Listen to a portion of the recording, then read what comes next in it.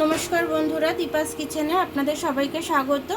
আমি আজকে পটল ভর্তা করব। পটলগুলো রয়ে গেছিলো, ফ্রিজে পেকে যাচ্ছিল, তার জন্য ভাবলাম এরকম ছোটো ছোটো করে কেটে একটু ভাবিয়ে নিয়ে আমি এটা ভর্তা করব।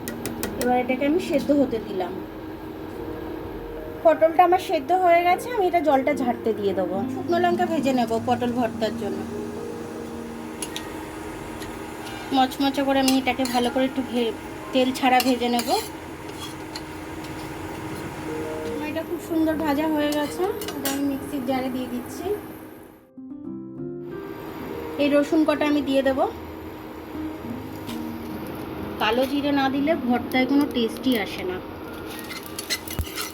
আর এখন এত সর্দি জ্বর হচ্ছে, ভর্তা ছাড়া ভাতই খাওয়া যাচ্ছে না, কোনো তরকারি যেন মুখে রুচছে না একদম।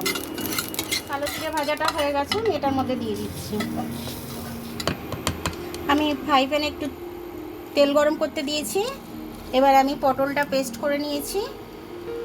পটল, কালো জিরে, লঙ্কা, রসুন সব একসাথে পেস্ট করে নিয়েছি। এবার আমি এটা তেলে দিয়ে দিচ্ছি।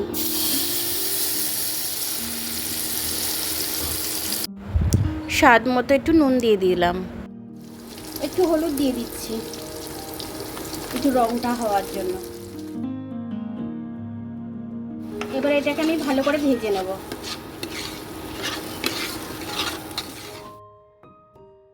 আমার এটা ভাজা হয়ে গেছে, ডোটা তৈরি হয়ে গেছে। এবার আমি ডোটাকে নামিয়ে নেব। ভর্তাটা খুব সুন্দরভাবে হয়ে গেল।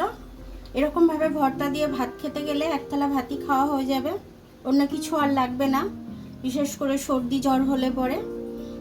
আমার ভিডিওটা দেখার জন্য অনেক অনেক ধন্যবাদ। আমার ভিডিওটা যদি আপনাদের পছন্দ হয় তাহলে লাইক, সাবস্ক্রাইব, বেল আইকনটা একটু টিপে দেবেন। আর যদি ফেসবুক থেকে দেখেন তাহলে লাইক আর ফলোটা একটু করে দেবেন। আবার কাল দেখা হবে নতুন রেসিপির সাথে। ততক্ষণ আপনারা ভালো থাকবেন, আমি আসছি।